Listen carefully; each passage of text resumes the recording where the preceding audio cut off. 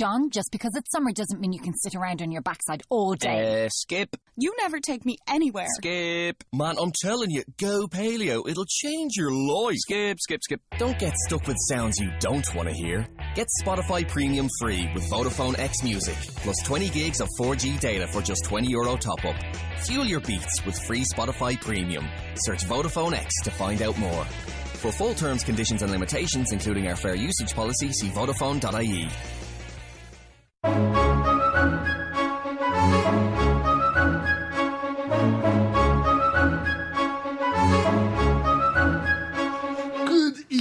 And welcome to Sound Bites, a new fast talk show that promises to boil even the most complex and wide-ranging important topic down to its most idiotic and redundant talking points. To my right, the Minister for the Interior, who believes in locking children and dogs up in cages and poking them with sharp sticks until he can quaff their tears in a goblet, Gerald Pfeffernusse. Pfeffernusse, isn't that some sort of delicious German Christmas biscuit? No, and even if it is, this is England, man, goddammit. Have some self-respect, pride in country, be wary of Muslims, fiscal conservatism, speak the Queen's English, strong pound, no more Nancy's, bloody millennials, etc. Okay, and to my left, the Minister for lounging about at Wimbledon with George Clooney in some loose-fitting jeans, drinking champagne, while also caring very deeply about poor people, diversity, cuddling, and more radical ideas like feeding and educating children. It's Alan. Well, quite. And in the middle, born in Ghastly, a commoner who believes Elvis stole his tractor. He did too! Gentlemen, good evening. I don't know what's so good about it, what with the hordes of immigrants wafting about the place, taking jobs out of the mouths of my aunties. I strongly disagree in the most rancid of breaths. I know many, many immigrants, strong, hard-working, tax-paying immigrants, and they've never tried putting anything in, or out, for that matter, of my aunties' mouths. Well, except Gregor, of course, but then he is married to the woman. And I mean woman in an all-inclusive, non-gender normative way that encompasses my very, very close friends in the LGB&Q community, of course. B&Q? More of a home-based man myself. Hey, do you want to know how I know it was Elvis who stole my bleeding tractor? No, I don't. Right, gents, in 30 seconds or less, I want your concise opinion on the very real burning question of Britain's economic viability in a broader global economy and the impact of our rift with our European allies and what it has on the future of the United Kingdom and its role as a dwindling superpower.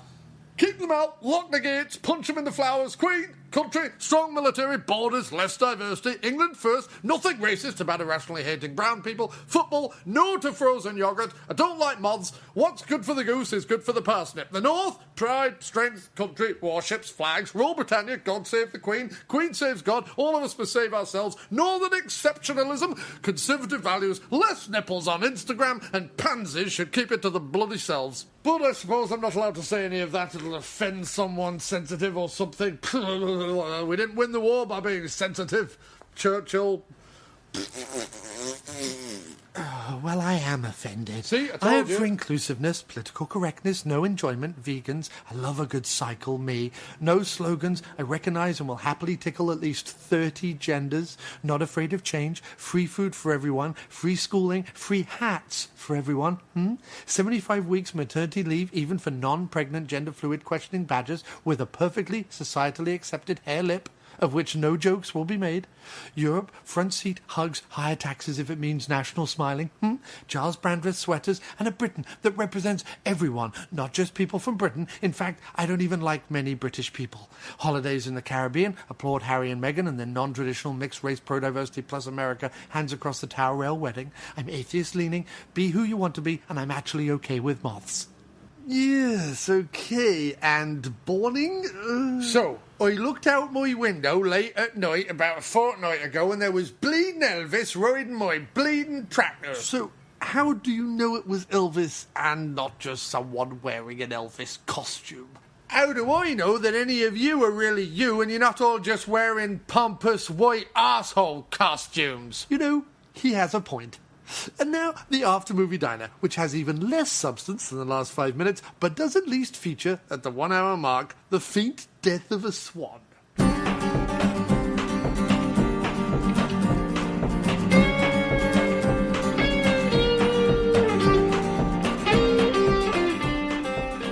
listening to the After Movie Diner with your host, John Cross. That's right, I am John Cross, and not, I repeat, not Herbert Lom. Hello, ladies, germs, influenza, John Lennon's dead cat Rupert, John Lennon's alive cat Rupert, not the famous John Lennon, just someone who was teased a lot at school for having the same name as that famous singer, what's his name? John Lennon. A heap of ostriches performing an Ibsen play about loneliness, Garth Brooks' Uncle Basil, a pocket full of used lint, a purposely grown mustache, and Barry Gibb in an adult nappy screaming for more pudding in an old-aged home on the edge of the known universe itself. Welcome one, and welcome all. Before we get started with this week's show, a reminder that you can support the podcast over at patreon.com/aftermoviediner. That's patreon.com/aftermoviediner. And not only get some great rewards, but get the personal reward of knowing you paid it forward once. You can then smugly lord your goodness over all your friends at your next monthly Bring a Horse, a Trap, a Spoon, and an Elderly Relative gathering. And I would just like to say at this point, a huge thank you. You're all amazing to the people who actually do sponsor us on patreon.com/aftermoviediner. I know who you are, you know who you are, and you're all lovely, lovely people. You can also go to aftermoviediner.com and click on the Amazon link in the top right-hand corner before you do your Amazon shopping. It costs you absolutely no extra, but for everything you buy, Amazon kicks us a few shiny coins. So please do that. Go to aftermoviediner.com, click on the Amazon link, or click on the Amazon link and then bookmark the Amazon link that is presented as your Amazon link. That sort of works too, although not for everyone, so whatever. Anyway, finally, you can also go to plumbingfixtures.bandcamp.com. That's MISC, plumbingfixtures.bandcamp.com, and buy the latest album from Miscellaneous Plumbing Fixtures, Former Glory, which features the wondrous Dr. Console on keys, Johnny the Horns Cole on brass, and also the keys, and the clear, bright freedom pipes of Jay Mayo on backing vocals. It's just $6 for 16 tracks, and every single tiny penny goes back to keeping the After Movie Diner and aftermoviediner.com and this podcast alive. So please help us out wherever you can, and if you can't, do at least rate and review us wherever the podcast is found and help spread the word. Now, let's go to the diner. This one's called For Charles Bronson. Hello and welcome to the After Movie Diner, and this week, Jim, what was your name? Like, Disorientato? Disoriento. Jim Disoriento Wallace, who is the arch nemesis of Geography Man. Which is a joke that is so in, it wasn't even on the podcast previously. No. We just talked about it on the walk up here, and we thought we'd bring it over. We just got a dirty joke from the people behind us. I don't know. From the people behind us for talking loudly, probably. Well, then there's going to be a few more dirty looks before the night is out. But yes, so anyway, why don't you tell everyone what... Am I explaining the hilarious joke, or are we talking about the movie? Geography Man? The fact that you're really, really bad at geography? I always get lost, and so me and Geography Man are arch enemies. Geography is my enemy. Yes. That was it. It was pretty funny outside. It was funny outside. So... but here we are in the Good Stuff Diner. Yes, the Good Stuff Diner. The Good Stuff Diner, talking about hard times. Hard times. Good stuff, hard times. Hey, that's pretty good, man. It's not bad, right? No, it was accidental, but I liked it. Right. So why don't you explain the whole hullabaloo while I look up in the menu, considering you've already... I already know what I want, mate, yeah. Yeah, you've already... so we went and saw Hard Times, which was playing at the Quad Cinema, which is... Hard Times. Nothing but hard times. I'm very glad you didn't... I'm glad you didn't do that in the cinema. So yeah, it was playing at the Quad Cinema, which is one of these cinemas that, having complained quite often last year about how there were no cinemas that were showing decent movies anymore, now we've had Sunset Boulevard at the Roxy, and now Hard Times at the Quad. And there's supposed to be like... Yeah, oh, God. All right, from now on, you're not going to hear the title of the movie. Better than I. Just between you and me, right, in order to shut him up, we'll call it HT or something from now on, right? HT. Oh, God. Nothing but HT. The movie. We'll call it The Movie. The Movie. Tonight we're so anyway, it's very nice. The movie. It was very nice. It was like modern, a bit swish, but that's fine. The seats were comfortable, which is more than could be said for a lot of cinemas in New York. There weren't obviously drunk people yelling at the Pam Grier on the screen to get her tits out. When was that? That was when I took Geordie to see Coffee because he was over in New York, right? And I wanted to give him like a really cool like New York experience, you know. So we like walked the High Line and we just anyway I took him to the Anthology Film Archives and we watched Coffee on the big screen. So I was thinking, what's better than that on, you know, on a Friday night? And there was an incredibly drunk guy who throughout the whole movie was yelling at the screen, "Show us them titties! Oh my Show us God, them titties!" no. All the way, no, but it was so like skeezy and weird. And you know that cinema is quite skeezy and weird as well. Yeah. So it's like skeezy and weird cinema, skeezy and weird movie, and the skeezy and weird guy who was talking to his plastic bag as well. He had like a plastic bag and then he was talking to. So there was part of me was like, "Oh, I'm really sorry, you know, what a disastrous, you know, evening." And another part was going, "This is a pretty perfect, you know, way to see New Coffee. York evening, frankly." Well, yeah. what was funny is the first time I ever went to the Anthology Film Archives was to see Francis Ford Coppola's One from the Heart, which has all of Tom Waits' music.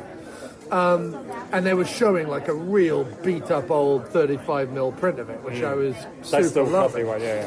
But rather than being in the big ready to order? upstairs, I am, yeah. Anyway, can I get turkey burger with bacon and pepper jack cheese? You want fries? No thanks, just a burger. Anything to drink? Yeah, can I get a cup of English breakfast tea with milk? Okay. Thank you. Thanks so much. Can I get a buffalo burger? Can I have that with Swiss bacon? And I'll have that deluxe with fries. And can I also get a side of brown gravy? Okay. Thank you. How do you like it? Medium, well done? Yeah, medium is fine. Okay. And water's okay. Water's great. Thanks so much. Thanks very much, man. Cheers. So it's not in the upstairs one, which is, I mean, nothing about the archives is particularly like lush, but like the upstairs one is at least a sort of large, semi-professional looking theatre. Yes. This was more in what I would call a screening room sized theatre, which they have a downstairs. Just right of the ticket office, there's like a little. Yeah, I know.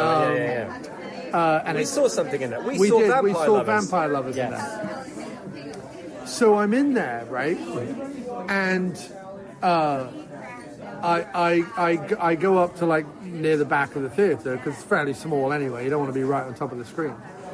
And there is a guy walks in, right? Like proper hobo, with a big like sponge bed, like a fold-up bit of, but not like a mattress, but like a topper, like a foam I know what you mean, topper, like a kind of rolled up, but just rolled up, Yeah. covered in filth. Right. And he comes in, right?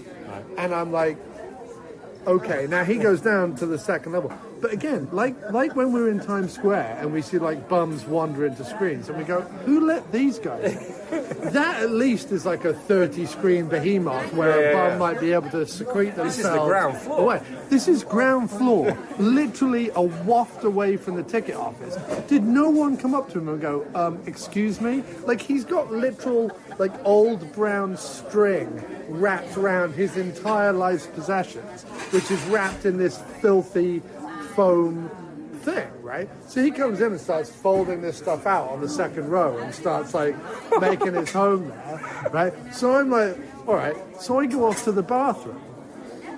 I go into one of the cubicles because both urinals are used. As I come out of the cubicle, he is in the. Thank you very much. He is over. This is true. This is my first experience at the archive. He's over by the sink, right? He's stripped down to his. He's got like an old man vest, tank top underneath. We call it vest, but Americans call it like an old tank top, wife beater vest, right? And he is literally like with his hand under the tap, like dabbing down his armpits and like wiping himself with paper towels and whatever, like in the sink. So I can't wash my hands or anything because like he's taking up the whole of. There's only one little tiny, pre-war sink in this bathroom, and he's using it to like dab down his nipples and armpits. So that was my first experience. Tom Waits would have been proud. I'm sure that is almost exactly the way he wanted the movie to be watched. in an old scratchy 35mm print while a hobo with filthy hands. With filthy hands. So that was my first experience. Yeah, that's pretty good. That's pretty good. So anyway, there's a part of me that kind of likes the idea as cinemas in New York as a refuge for the homeless, because that's where I don't mind in the 42nd Street one. I don't mind that because the cinemas are big enough. There's that basically, especially in the movies that we go and see there, which tend to be not terribly popular ones. Yeah. There's that whole segment down the front of like 4 or 5 rows. Like, well, no one's ever going to sit there because it's right underneath the screen. Where bag people can go. Right, it's just like, it's basically for bag people. It's like, fine, go down the front, make it your own.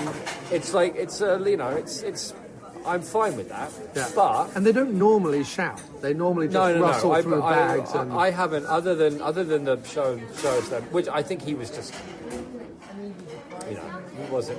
It's not that he was homeless. He wasn't. He was drunk. He was off his. He was tripping on something. Right. But I like, even though I like that kind of skeezy experience in Times Square, I like the whole Roxy.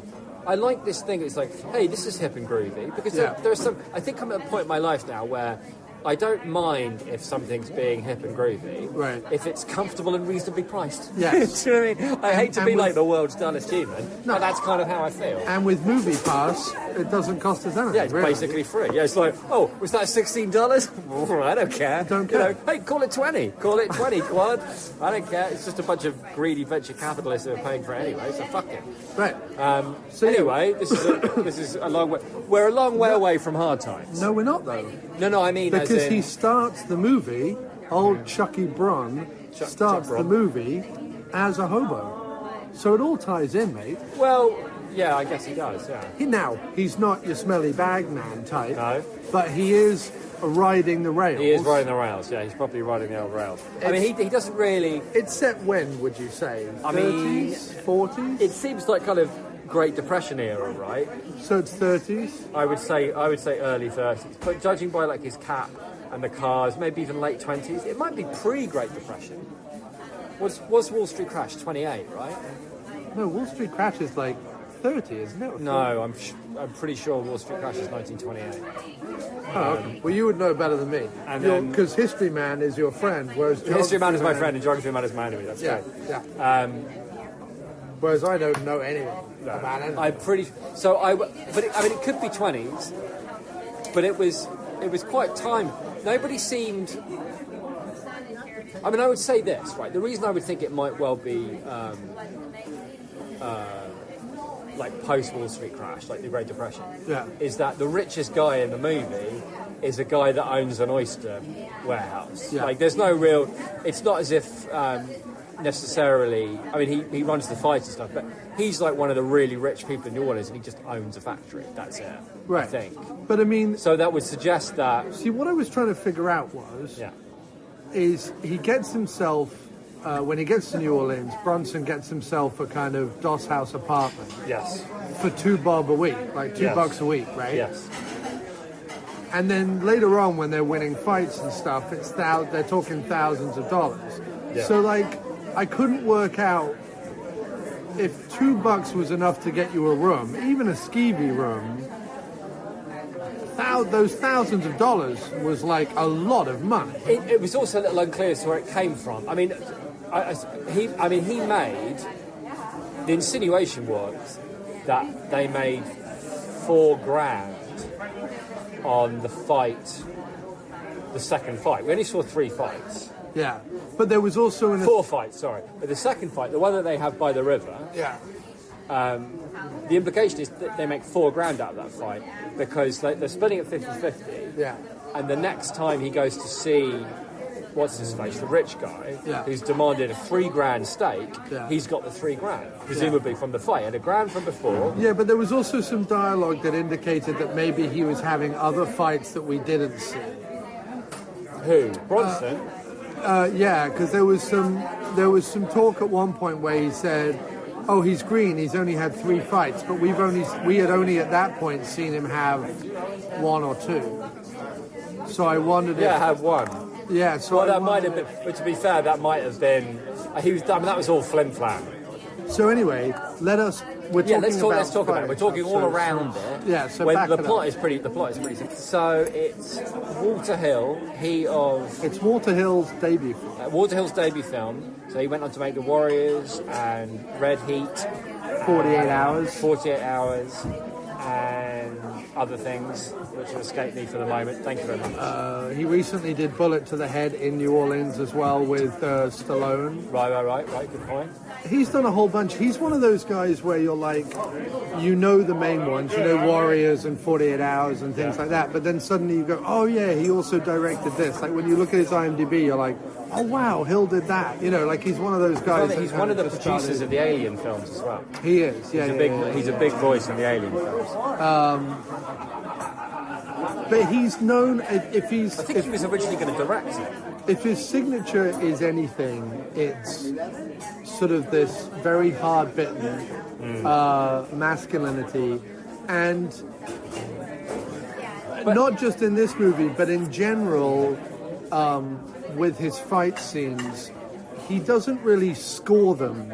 They're normally played out in a sort of semi-realistic way. They're not played out like you think of Rocky. It's all bum, but about it's all like a lot of very bombast in the score and in the way that it's built up and all the rest of it. In this, the fights play out to no music at all. There's no hurrah. There's no huzzah. It's a very quiet film, weirdly. Isn't it? There's no tension building. He uses music, so there is a score to the movie. To kind of incidental. What's the word when it's it's only things happening and it's like a radio or a band playing or. No, there's a little bit of score when he rolls into town at the beginning. There's a little bit of music at the end. There's a little bit, but there's not. He doesn't score, and it's not just this one I'm talking about. He doesn't tend to score his films. The Warriors is scored with that incidental music from the radio station. I'm not sure there's any like an actual score. He doesn't score it in a way that adds to the emotion. So you think of the way, I don't know, Spielberg scores stuff, or as I said, like the Rocky films or whatever. Like, think of the way movies normally do it. The scenes with Chuck Bronson and Jill Island, for example, would have, syrupy, longing strings under them or something to kind of like accentuate the whole pathos of their predicament. In this, no such thing. No pathos. No. Well, not musical pathos, anyway. No. Just, it's all in Chuck Bronson's eyes. The whole movie plays out in his craggy, immovable, squinty eyes. Right, perfect. That's the buffalo? Wow, look at that. Amazing. Thank you. Lovely. Turkey burger smashing. Thank you. Enjoy. Brilliant. Sauce or something? The gravy, brown gravy. Thank you. Wow, this is great. Help yourself to fries, dude. Bacon. Help yourself. Thanks, man. But yeah, sorry, carry on. So it's double cheese the burger. They've double cheesed it. There's cheese underneath it and there's cheese on top of it. That is a double cheese magnificence right there. Wow. Oh, they're good fries. Do I have one of those? I will. But yeah, so Bronson rolls into town. So Bronson rolls into town. It's nice and spicy too. Thank you very much. Can I borrow a chip? Thanks. Yeah, sure. Bronson rolls into town. It becomes apparent that he is.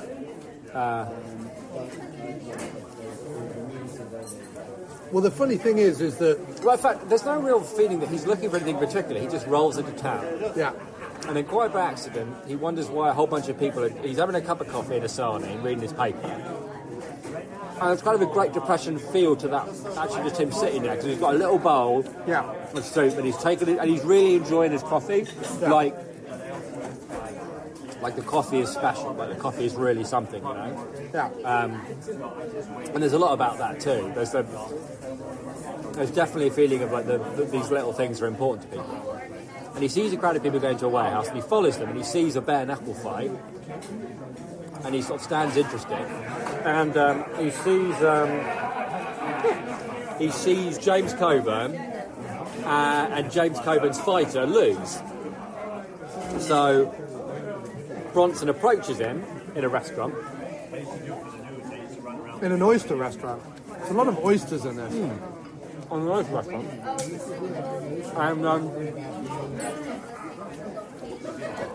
And offers to fight for him and bets his own money. Bets everything he's got on himself to kind of prove he's serious. $6. They go back, they fight the same guy that beat Coburn's man in the first fight, presumably the next day. And Bronson knocks him out with one punch. Yeah. Coburn's extremely pleased about this and immediately decides this is the guy that I've been waiting for, and they leave what is presumably a small town somewhere like that. Yeah. And go to New Orleans, where Coburn has a fiancée waiting for him and a bunch of old contacts. It seems as if he's basically been run out of town because he owes everybody money, and his last fight got, beat to a pulp by previously mentioned rich man's fighter. And they who's bald, but they call him Curly, which I love. Right. It was great. He had a great face. Well, he grins constantly. Yeah, he just acts. He's grinning all the way, like nothing. He's not taking anything seriously. There's a really pleasing mood to the whole thing, where nobody's scrabbling around. Nobody feels sorry for themselves. No, which I like. Nobody. In fact, I'm just thinking about it now. Nobody in the whole film feels sorry for themselves, even though they're all scrabbling through this life. They're owing money, they're addicted to opium, they're unemployed waiting for a husband to come out of jail. Everybody's Coburn's a little desperate, when he meets him off the ferry later on in the movie. But he's desperate, but he's not feeling sorry for himself, he's just being calculated. Yeah. What's funny is that Coburn plays like a real gobshite. Even when he's down on his luck and Bronson has to bail him out, immediately the insults start coming back. Coburn is never humble at any point throughout the movie. No, in fact, even when he is desperate, he's all entitled. He's like, you owe me. There's a great scene. He's never humble. When he's later on in the movie where Coburn is being held hostage, basically, because he owes so much money in order to make Bronson fight one last time. The bald guy, who was rich man's fighter that Bronson ends up beating, basically says, I want to kill him, because Coburn made fun of him when Bronson beat him in the fight. Meaning, I want to kill Coburn. I want to kill Coburn. Yeah. When the time comes. And Coburn just looks at me and goes, yeah, that's right, you haven't won one in a while. That's his instant. It was really cool. Yeah. So anyway, so Bronson does a couple of fights, beats rich man's guy, and that point in the movie, which is about somewhere between halfway and three-quarters of the way through, Coburn's accomplished everything he wants. Bronson's accomplished everything he wants. He's got his money. He's sort of in a relationship with a woman that suits him, and he comes and he goes as he pleases. And then it all sort of falls apart really quickly too. Coburn loses all his money because it seems like he's a guy that just is always going to lose any money he has. Yeah, he's an idiot. He's an idiot gambler. Yeah, he can't help gamble it all away. The woman says to him, understandably, look, I can't just sit around here unemployed, feeding on your scraps, waiting for you to maybe come back. Now that's no plan for me. So either move him and let's do it properly, so I know where I am, or get lost. The woman says to Bronson. Says to Bronson. Right. And Bronson's whole life philosophy is, I don't see what's coming, anything apart from what's coming around the next bend, I don't look past that. So I'm happy doing what I'm happy doing, and fuck everybody else. Yeah, the only weird thing about it is that all the way through he's a man who doesn't make a home. He's looking to make money and then get out. Yeah. And yet, about 2/3 of the way through the movie, when he's won a few fights and he's relatively comfortable, you see him come home with a cat. Oh yeah. And it's sort of like... Yeah. And then at the end of the movie, as he leaves on the train, he gives the guy in the beige suit, who's amazing, he gives him money and says, go look after my cat. He has this weird attachment to the cat, but no one else. You know what I mean? I guess it's because he sort of allows, as much as he's prepared to allow himself the idea of staying there. Right. Because if he wins the fight fair and square, and every now and then Coburn sets him up with another one, he'll be fine. Or maybe he can stay there, he can stay there with a woman and just... I think as long as everybody just lets him get on and do whatever he wants, he's happy. Yeah. But sooner or later, I think is the ultimate message of the movie. Well, not message of the movie, but one of the things that's happening in the movie. Sooner or later, people need things from him. Right. Either Coburn needs him to like save him from himself, or the woman needs him to help provide. And these, they're not unreasonable things. It's just like, and it's not as if, the best thing he can do for her is just walk away without saying anything, which is what he does. Even though it seems kind of cruel, it's the best thing he can do for her because he's got no intention of sticking around, right? Right. But at the same time, when she starts talking about things that she needs, he does offer her money. Yeah, but it's not. It's more about like the sense of like reliability. Like, right. What can she expect, from her life? Yeah.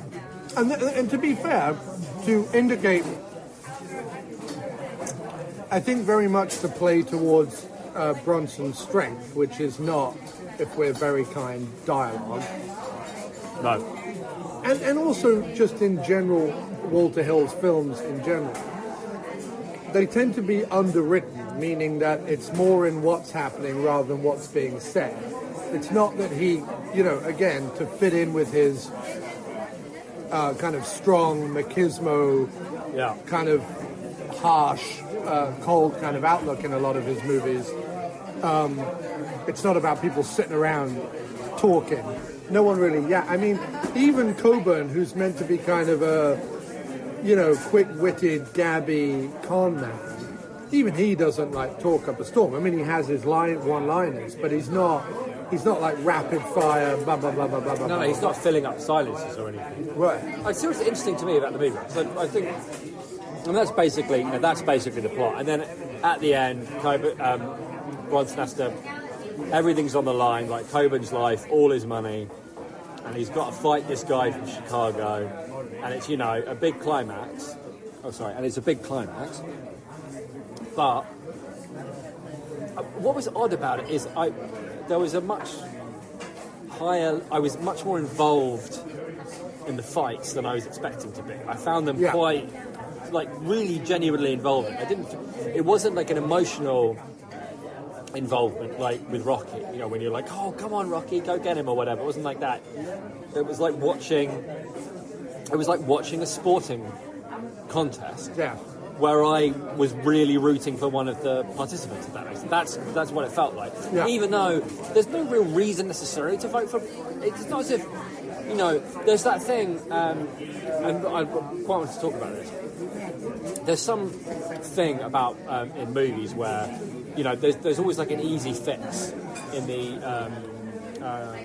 at the beginning of a movie where you get your protagonist to like do something nice for somebody, like, hey, have some money that I don't need, or have a sandwich, or whatever. But it's like have a sandwich. Have a sandwich. The famous have a sandwich rule. So, but the point is, it instantly gets the audience on that character's side. By the way, listeners, if you are ever watching a movie in, let's say, 10 years' time, and it starts with the protagonist giving someone else a sandwich, you'll probably notice that Jim Wallace has had a hand in that script. That's right. When Jim Wallace is called upon to script doctor by some of the highest studios in Hollywood, his theory, he rolls in, he sits down, he goes, guys, I've solved your script. In the first scene, have the protagonist give someone else a sandwich. It's only a matter of time before the sandwich rule. In fact, that'll be the title of my first, script writing help book, The Sandwich Rule, and other gems. Yeah. Well, William Goldman had Adventures in Screenwriting or whatever. You're going to have The Sandwich Rule by Jim Wallace. Well, don't fuck with the sandwich rule. Give him a sandwich. Does it matter what's in the sandwich? No. Just give him a sandwich. Don't worry. Don't worry about what's in the sandwich. So the interesting thing for me about the whole movie is, it's not just that it's underwritten, and it's not just that it doesn't follow. I mean, it breaks, or rather ignores, a whole load of narrative conventions. Right. Bronson has no past, and at no point is anybody interested in talking about it. No point does she ask him, where he's from, or people ask him questions all the time, and he's like, "You always ask me questions." Like, he's very dismissive of any kind of. Sure, but I'm saying the film isn't interesting. It's never held out as some mystery is going to be solved, or the content of his character. Normally, a protagonist who you've followed for an entire movie, when he has to fight at the end of a film, it's fighting for something more than like money. Right. And the life of some guy that he, feels obligated to, but is in no way close to necessarily. So let me ask you. So it's odd, right, to have nothing like. Well, let me ask you a question. Had he got up, had the ending of the movie been, he gets up off his bed, leaves the cat in the darkness, gets on a train and rolls out of town. That would have been a very. That was. I have to say. Would you? I sort of was expecting that. Would you have felt differently about the movie? Yes, I think so. I think it says something. Although I know what you mean, and it is remarkable in terms of character just how far Bronson's screen presence goes. I mean, it really is an example of you either have it or you don't. Yeah. In terms of because he looks like a recent Polish immigrant cab driver is what he looks like. Right. There's nothing to him at all. Although the camera's on him. By the end of when he's fighting at the end, he is ripped to fuck. Considering he's 54 or whatever when this movie's made. And I don't mean Stallone and Schwarzenegger ripped. I mean naturally, healthily, old school boxer ripped. He looks like one of those boxers on the Matchbox. He looks like a proper fisticuffs gent. But there's nothing. All I know him from outside of this is Magnificent Seven and Dirty Dozen. That's what I know. You've not seen the Death Wish franchise? No. Oh wow! But all I know is he's the same in this film as he is in the Dirty Dozen, as he is in the Magnificent Seven. I don't. It's not a bad thing at all. Kind of. Yes, I know what you mean. I think the delineation between the characters is made by the movie that the character appears in, not necessarily by his performance. Yeah.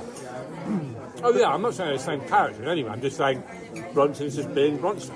And what I like about this was that, and why I think Walter Hill cast this as well as he did, is that whether it was written or changed after Bronson was hired, or whether the intention was always to have this kind of stoic, steely-eyed, quiet, brooding type. Yeah. And then they hired Bronson. Either way, they're way better almost than the Death Wish franchise, Magnificent Seven, and other things he's in. The match of actor and material is damn near perfect. Yeah, I agree. I mean, actually, weirdly, it seems like the screenplay is by two guys, and then the story is, and then it's screenplay by those two guys and Walter Hill. Yeah. But I feel like Walter Hill takes screenplay credit for removing a lot of things. Maybe. Because it seems like I can't believe that those guys wrote a screenplay that ended like that. Right. I don't know about you, but I was expecting either Bronson to lose horribly, right, or be double-crossed like they were earlier in the film, or be shot in the back, or any number of... And maybe that's deliberate, to be fair, because there is double-crossing earlier in the movie, and there is he does shoot up a bar. There's the whole movie, there's this spectre of a hideous end for all of them. Right. The opium-addicted doctor, the degenerate gambler in it up to his neck with baseball bat wielding psychopaths, and Bronson putting himself in the ring with the guy clearly scoured the country to find the best boxer he could find. Right. And everything works out fine. It's Yeah. for a 70s movie. Yeah. I was stunned that it didn't leave me, rip out my heart and stomp it on the floor. Yeah, you just expect bleakness. Well, yeah, except that I suppose that thank you. The story isn't necessarily, looking back at it, about a happy ending, a non-happy ending, an ambiguous and whatever. It's and it's not even about whether he wins the fights or not. I'm not sure it's about anything. And I don't mean that in a bad way. No, I think it's someone somewhere went, we need a boxing picture. Yeah. And yeah, it's like a Barton Fink wrestling picture. It's got that kind of a feel to it, for sure. right, and Walter Hill came in, and when, you know, I probably have to accept a few of these things, right? I probably have to accept Bronson's ego. Not that I know that he had a big one, but like there has to be a scene where he like shoots up a bar and you know gets the better of people. I probably have to accept this happy ending, but I don't think Walter Hill would have put the happy. Oh, maybe he would. No, I think he had to accept it. But then he looked at it and went, "How do I make it an ending where?" Instead of the three of them riding off into the sunset to make another big score, which is like the true Hollywood ending. That's true. We're going to have him go, no, I'm going to look after it. Like, here's some money for you. Here's some money for you. I'm going to keep my share, and I'm going to head off north. And you guys go off and be scoundrels somewhere else. And when, you know, the Walter Hill ending, or the 70s ending, is Coburn saying, aren't you going to say anything? And Bronson giving a sly look at Coburn and then walking off into the train.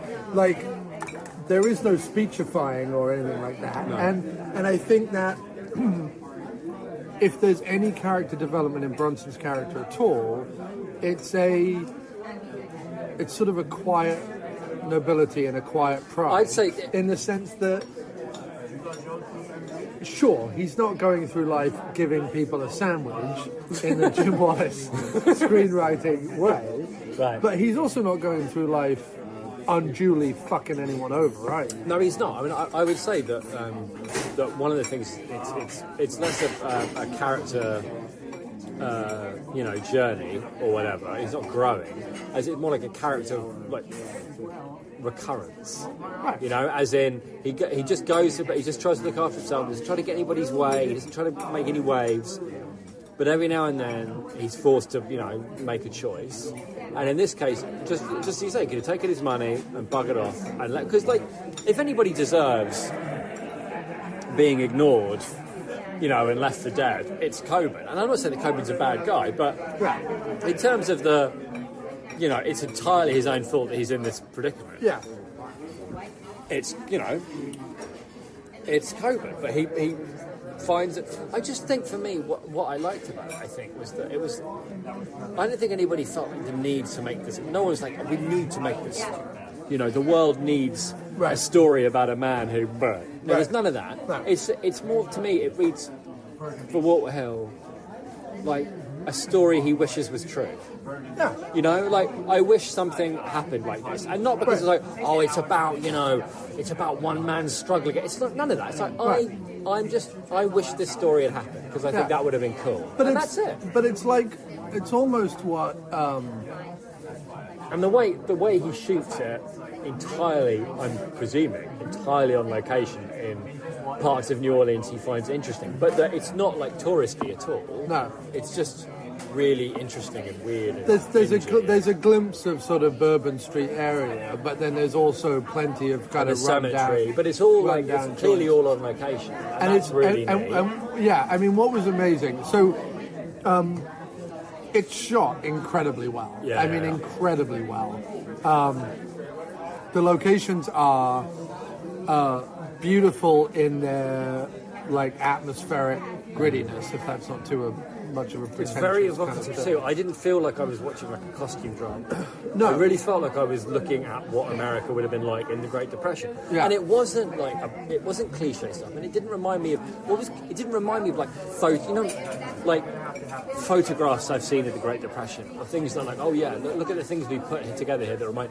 Because you weren't even sure that's when it was. It's just felt like you were there. It was very immersive and not showy. So you just after a while were living with these people and they were doing their thing. And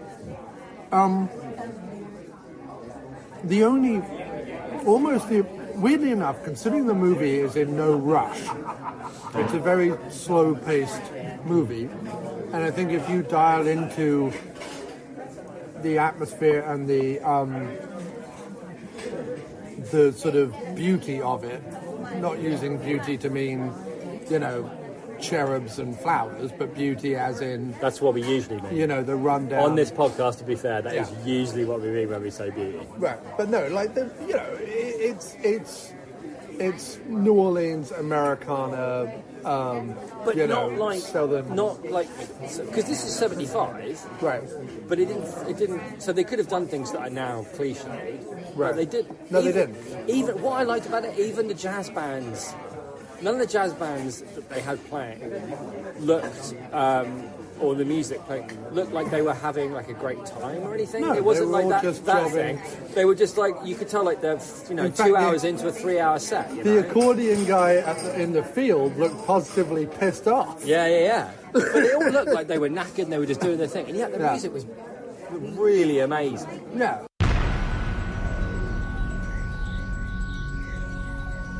The After Movie Diner with John Cross will return right after this. Hi, I'm Mark James from the popular Poop Culture Podcast. I'm here today to talk to you about a serious matter millions of Americans struggle with each and every day. Do you suffer from a moderate to severe disinterest in life? Have you or a loved one been diagnosed with social perplexia, a general knowledge deficiency? Then Poop Culture, with all the snatch 'em in, may be right for you. The Poop Culture Podcast gives you your minimum daily required allowance of popular culture, comedy, and general tomfoolery. Please operate heavy machinery while listening to Poop Culture. If you achieve an erection lasting more than 4 hours, then good for you. Side effects may include, but are not limited to, nausea, diarrhea, general sense of euphoria, hallucinations, side and stomach cramps, social gaping, anal leakage, and dry mouth. Listen to the Poop Culture Podcast and gain the confidence you need to relate to people once again. No need to ask your doctor because Poop Culture is right for you. Poop culture, yeah, it's a poop culture. What's up, guys? Be sure to check out Now That I'm Older on the Rogue Intel Podcast Network. Me and Kenny sit down and talk about how getting older sucks, but can be awesome at the exact same time. We also look at pop culture, review a few movies, share some personal stories, and just basically poke fun at the world around us. Be sure to check out Now That I'm Older on the Rogue Intel Podcast Network. What's up, guys? This is Epic Film Guy Nick, and I just wanted to take a few moments to tell you why you need to check out the Countdown movie and TV reviews with your hosts, Paul and Wayne. Every single week, these guys actually count down the best and worst in TV and movies so that you don't have to make the tough decisions about what to watch next, with really cool segments like Rewind, Be Kind, or Cool for Cast, or Check It Out. You're always going to have a great time when you listen to this show. We're very proud to feature their promos on our show every single week, and we're very proud to call them our brothers all the way down in Perth, Australia. So if you're not listening to the Countdown yet, what you need to do is head over to their website, thecountdownmoviesandtv.podomatic.com, or use your favorite podcast app and just search for the Countdown Movie and TV Reviews. And I'm telling you, you're going to give it one listen and you're never going to look back. This is one of the best shows out there. So give them a subscription and jump over on iTunes. Give them a 5-star rating. Just don't forget to mention something about how Wayne loves balls. But anyway, thanks very much, guys. And now back to your show. You're listening to the After Movie Diner with your host, John Cross. And it's also what's fascinating about it is that while Bronson and Coburn are both like big stars coming out of really their heyday. I mean, yeah, they both go well into Bronson makes movies well into the 80s. Coburn is still in stuff in the 90s and stuff. But like their heyday was sort of behind them. Yeah. But they're both these big stars. But surrounding them, Walter Hill has a couple of key like character actors who are really interesting. And then surrounding them, the extras are just like great faces and great like looking people. And what I'm really fascinated about is like when all the so-called like boxers take off their shirts and stuff in order to fight. Like, sure, they're muscular and whatever, and Bronson is definitely lean, but then he's meant to be a hobo who's living off cups of soup, so you wouldn't expect that. But like some of the other boxers who, you know, win every fight or whatever, have like a bit of podge to them and have like, they're not these, you know, it's not Fight Club. Like the thing that always annoyed me about like Fight Club is it's all meant to be like establishment and anti-advertising and anti-everything, and everyone who takes off their shirt looks like they just walked out of a jockstrap advert, you know what I mean? They've all got 15 abs running up and down each side of their body. Except for Meatloaf. Except for Meatloaf, but he doesn't really. Anyway, I'm just saying, in general. What I liked about it was they were real people with real faces and weird look to them and odd teeth, and he just picked really good things. So what I was going back to say, the movie's not in any rush to tell its a relatively simple story and to show its character, and it does drift along at a kind of very leisurely southern New Orleans pace. Kind of a pace, yeah. And so therefore the only kind of negative you can say about it is that the turn in the plot, the flip in the plot, which is Coburn losing all his money, happens after 3 rolls of a dice. Yeah, that's true. My thing would be, if he's a degenerate gambler, and if he's really going to blow that like $9,000 or whatever, or no, his share, which would be $4,500, if he's really going to blow that in one night, kind of like it needed to be made more of. There needed to be like. I know what you mean, but I think, I think in many ways you're right. But I also. I know he's going for economy of storytelling. No, but I don't think that's it. I mean, I actually think in that particular example, I think what's going on there is, it seems to me like it's almost the voice of a man who's lost money like that. As in, I think when it happens, it happens. I don't think it happens like. I don't think it's a slow descent. You know, I think you win money like that, and you lose it just the same way. You know, really, it just goes. And he rolls the dice 3 times, and he's got $2,000, right? So he bets 1,000 on the first, and 500 on the second, and 500 on the third, and it's all gone. It's all gone. And although actually I think in the circuit, because I think the one thing the movie is struggling with, or rather struggling against for the whole thing, is how people make movies normally, which is we normally have characters, and those characters develop and they grow and they come up against obstacles, and sometimes they don't defeat those obstacles. In fact, it's usually better if an obstacle defeats them at some point, so that when they later on have to defeat another obstacle, there's like more at stake. But everybody, nobody grows, nobody learns anything. I'm all set. Nobody grows, nobody learns anything. No, I guess it is realistic. Nobody. Coburn loses for sure, but like Bronson doesn't make any big sacrifices, and he doesn't incur any big losses. He puts everything on the line at the end, and that's what I mean. It's like fighting against this thing of like, this is how you tell stories, because otherwise people aren't going to be engaged with it. Like, that's what you're fighting against. And what you're talking about, which is true, which is that moment, like even though in real life it probably would be like 3 rolls of the dice and bang, it's all gone. Given like how much of the movie hinges on that, and how everybody's fortunes to an extent turn on that moment, more needs to be made of it. And maybe it would be with music and like a zoom close up of Coburn's face as the blood drains away from it, or whatever. But again, like gamblers, the blood doesn't drain from their face when they lose like that. They just go wow, and they refuse to admit that they've done anything wrong. They won't really take into account what a big deal. It's. No, I do see your point. And when I said it was a negative, I didn't mean it ruined the movie. I think you're right. And it's emblematic of the whole what's going on with the movie. Which is just, all Walter Hill wants to do is just tell this story that he likes and shoot it in a way that interests him, and make the fights like dramatic and involving. And that is what he wants to do. Even though people sitting in a cinema are going to expect character and story, and not because of like people are going to stand up and be like, "Where's my character? Where's my development?" But just like that's what they used to. That's all. Like that's how you involve people. And the fact that I felt as involved as I did, when it's just watching somebody do something, like you're never. And I learned this really early on. You're not characters who come up with a plan. That plan should never work. People's plans should never. They should always go wrong. And they always have to. That's your second rule, isn't it? Yeah, it's my second rule. It's it should be the second book. Right. Okay. Always give them a sandwich. Give them a sandwich, and then it all goes wrong. And then it all goes wrong. I quite like that. Give them a sandwich, and it all goes wrong. Yeah. But the point is that when I wrote my first couple of screenplays, I would have characters and have plans, and then they would execute those plans, and everything would go fine. The end, and then I would read it back to myself, thinking I've done a cracking job here. This is really boring. Like they plan something and everything goes fine. The end. It's not.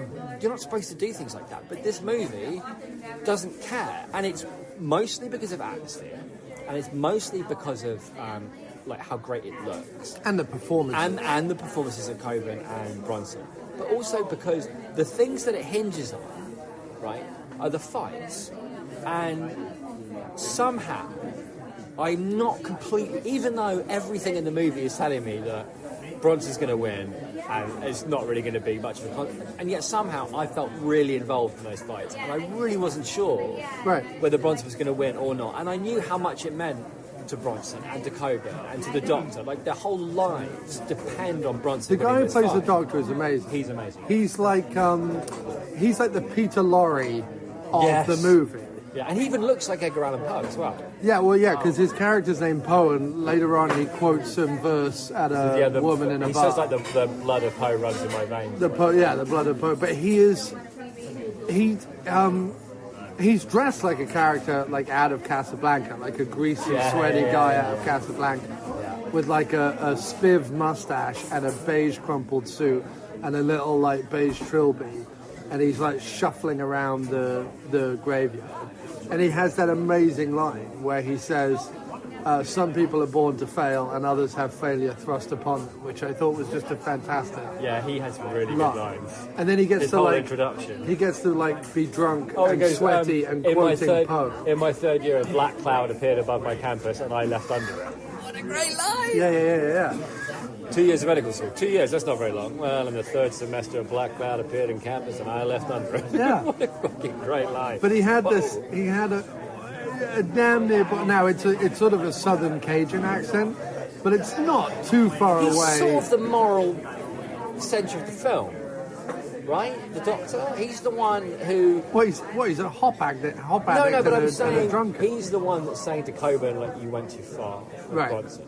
He's the one that persuades Bronson, but he doesn't really persuade, he just, like, looks at them and, like, just says... He just goes to Bronson and be like, nobody knows I'm here, but this is what's going on. Yeah, and, like, it's up to you one way or another, but he's in the ring and you're the only one that can get him out. Also, he has that amazing bit at the end. So the Doctor, the great Peter Lorre type, not that he looks like Peter Lorre, but he has that like slightly kind of whiny kind of Cajun accent like Peter Lorre has. But he has this wonderful moment of defiance as well at the end. Like he gets, like Bronson comes back to the warehouse. He's fully aware of like how much Bronson is just like, all right, let's get this over and done with, right? He also genuinely cares for Coburn because he's kind of like Coburn's the only one who's given this guy any kind of a chance. Like this guy wouldn't be anywhere if it wasn't for Coburn throwing in 10% of his taking. So he's got something. Interestingly as well, Bronson doesn't haggle with him either. And Bronson haggles with everybody. And at the end, when Bronson shows up at the warehouse, and two of the lackeys are going to go upstairs and get the fighter and the guy Coburn's in Hock for, the oyster... Yeah, the oyster guy. The oyster millionaire. Well, they all have names like Sleek and Guinea and Burger and whatever. Like, they all have weird little names, so it's kind of difficult. Like, his name is Chinny or Chinsey or something. Cheney. And Coburn's name is Sleek. Sleek.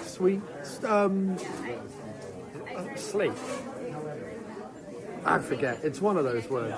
But at the end, the Doctor, instead of going upstairs and like knocking on the door and being like, Bronson's showing up, blah blah blah blah blah, he picks up a wrench, throws it through because it's got one of those corner offices that are like high up in the corner of the warehouse, which have windows all around it.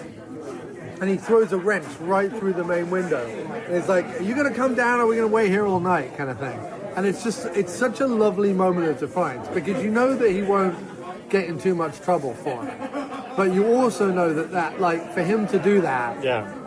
He's like, enough of the bullshit. Yeah. Like, it's like, let's stop pretending this is some, great sporting moment or some, like, we're here, we're here to destroy either him or your guy. Right. And we're here because, like, someone's going to die if we don't do it.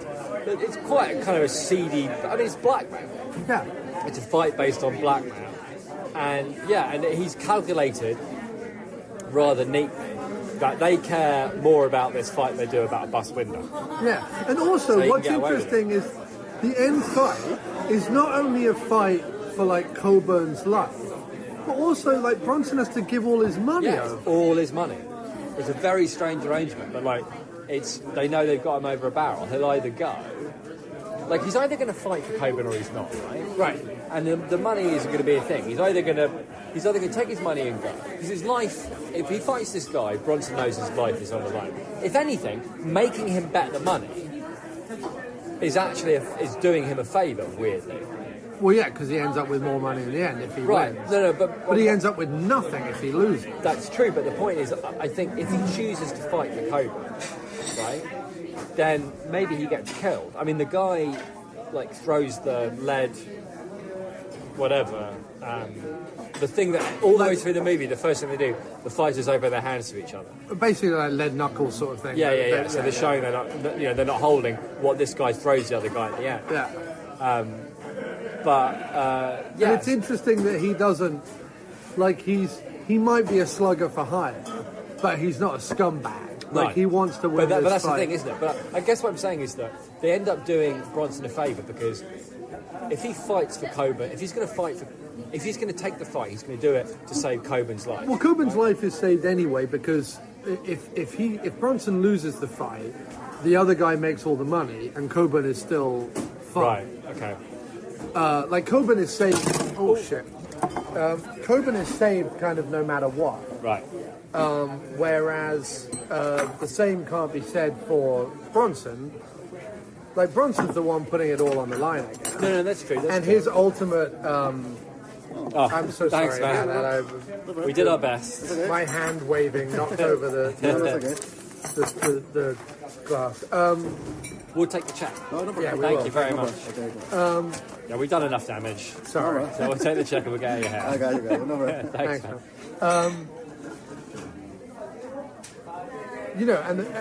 And the fact that I guess the only thing that doesn't ring entirely true is like when Coburn comes down, Bronson has immediately kind of decided that not only am I going to fight for this guy, but like he shakes his hand and everything. There isn't a I'm doing this begrudgingly. There is an aspect of it of like, I'm here now, so I may as well be here and all in. And then at the end, there's this act of kindness. He gives him a metaphorical sandwich, but it's at the end. They've kind of subverted the Wallace rule. That's they have. And he kind of gives him a metaphorical, could say a money sandwich. I suppose at the end of the movie. If there is a message to the whole thing, it's give them a money sandwich. It's give them a money. No, because that just sounds weird and sexy. Yeah, but not in a good way. It's that the reason he decides to rescue Coburn is here's my theory, right? Okay. I don't think there's a lot going on in the movie, at least in terms of meaning and plot, other than this would be neat. There's no depth. It's just a nice story, which is nice. I agree. But I wonder whether the reason that he fights for Coburn at the end is because what he really wants is for the woman to accept him for who he is.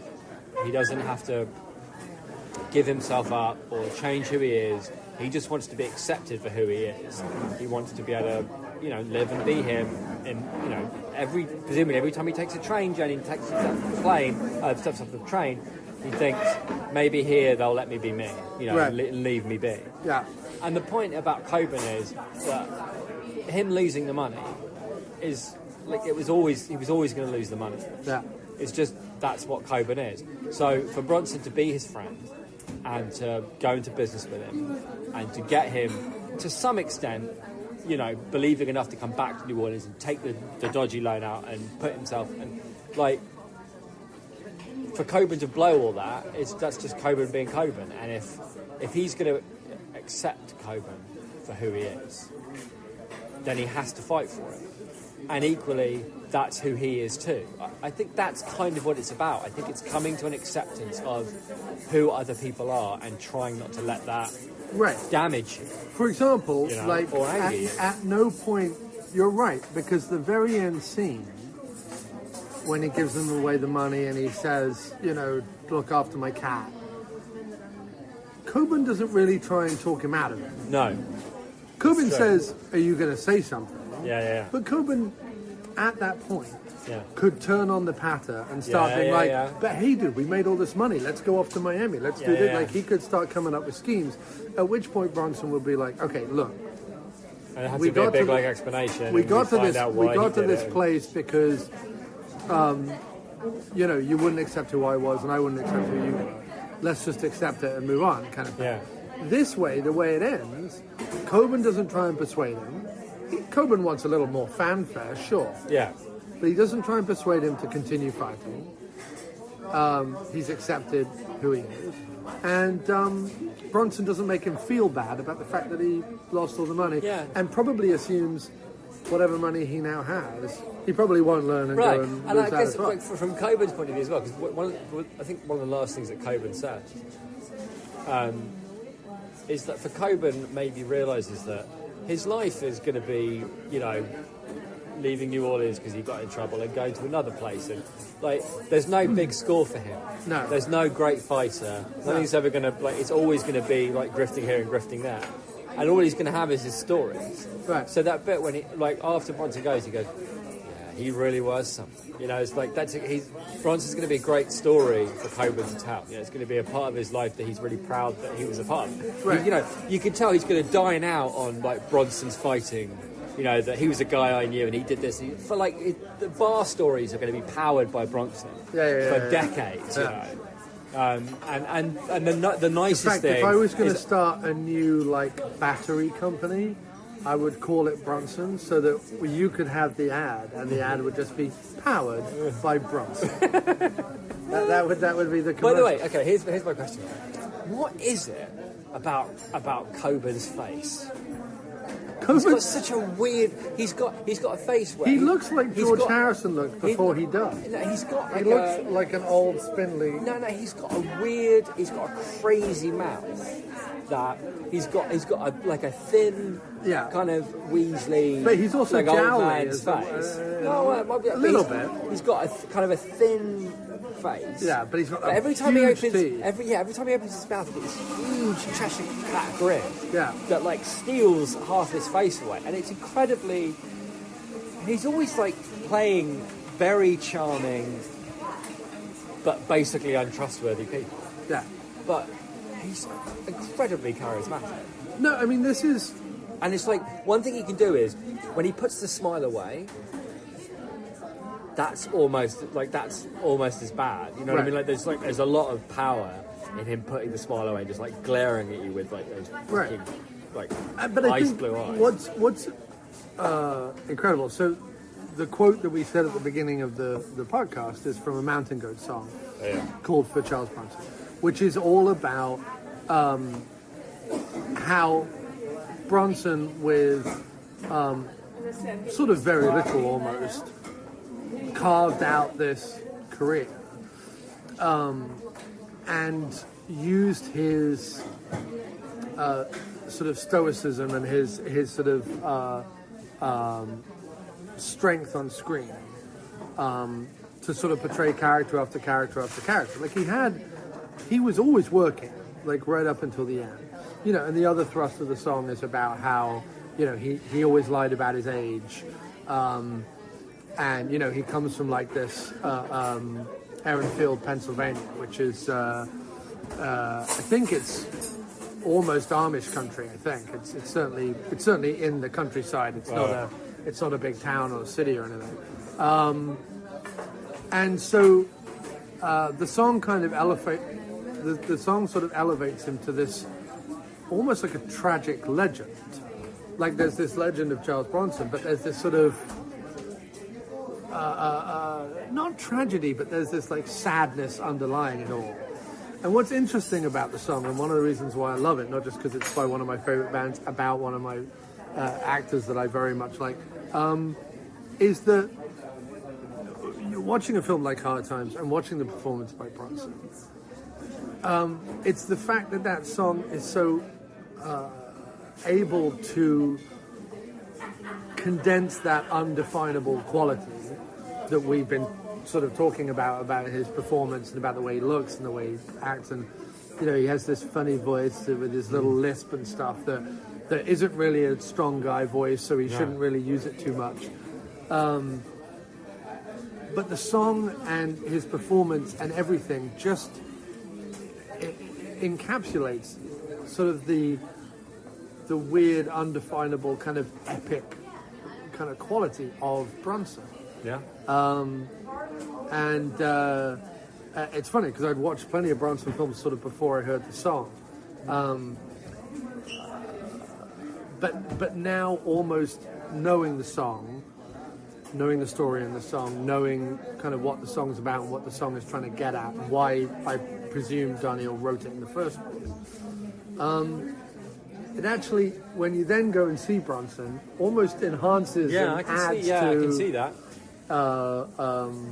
Adds to who he is, because I do kind of watch him and go, wow, like, not only is he just incredibly watchable no matter what he's doing, even if he's just lying on a bed or staring out to the street or putting his cap on a hook in a diner. Putting his cap on a hook in a diner. He just has a quiet, noble confidence underneath, like you say, a kind of Polish immigrant farmhand face. And it's just, it's sort of a joy. And then you match that with like Coburn's showy verbosity and his teeth and his loud pinstripe suits and him, you know, sticking his feet up on the railing over Bourbon Street and being and New Orleans, presumably, and there being enough left of New Orleans in 1975, exactly the way that it was in 1930. Well, what's funny about it is that I went down to New Orleans, whatever it was, a year and a half ago, and while, look, it's considerably more run down now than it was in this film. But it wasn't like I watched this film and I went, oh my God, New Orleans has really changed. I watched this film and I was like, I know where that is. I know where that is. I know where they filmed that. Like, it felt very like New Orleans to me. The only difference is that post-Katrina, there's a lot, even now, years later, there's still a lot of devastation that you see as just par for the course, which is really depressing, but it just is. The neighborhood where they're driving around in the car and they pull up outside the bars and she says, I don't want to sit in the car the whole time. Like, that area still looks like that, but, you know, the trees aren't as nice. The grass on the side of the road isn't as nice. The houses are, you know, there's water lines on them and there's paint peeling off them, and you know, everything is like it is in this movie, just after a hurricane. Yeah. Even now, 6 years later. Or whatever. Well, it was this, man. It was a really good movie, and I'm really glad we got to see it. And I'm very happy with this run that we're on at the moment, where there are these cool new little cinemas popping up, showing really not just like, and now freaking Ghostbusters. Right. But it's like interesting, cool movies that I really want to see. Yeah, and the Quad has some real interesting history. It was shot for a long time. Well, I can't believe we missed Al Pacino in person showing Sea of Love. Yeah, I know. No. Well, yeah, but they show them at all weird times and they sell out. And that's, you know, that's the one downside with MoviePass. You can't book in advance, so... Yeah, but I'm still very happy with how it's gone. Me too. Thanks, very man. Happy. Thanks Lovely. so much. All the best. The song is called For Charles Bronson. 1, 2, 3, and... Catch a lucky break. Try to make it last. Rig a blanket curtain up between the present and the past. Play my lucky numbers for most of what they're worth. Lie about my age right down to my last day on this earth. Set your sights on good fortune. Concentrate. Pull back the hammer. Try to hold the gun straight. Hit the gym each night. Stay cool and seldom speak. Keep the heart of a champion.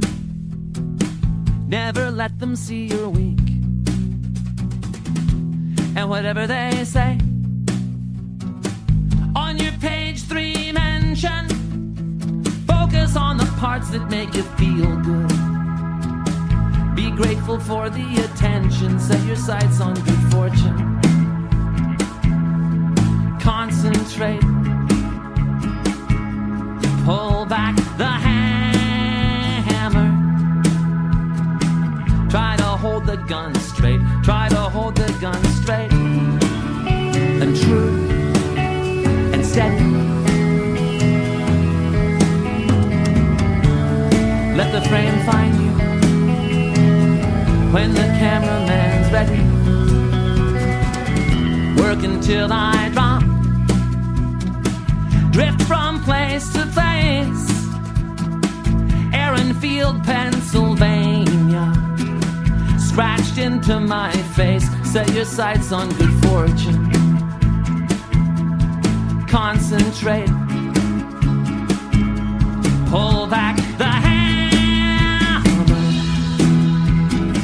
Try to hold the gun straight. Try to hold the gun straight.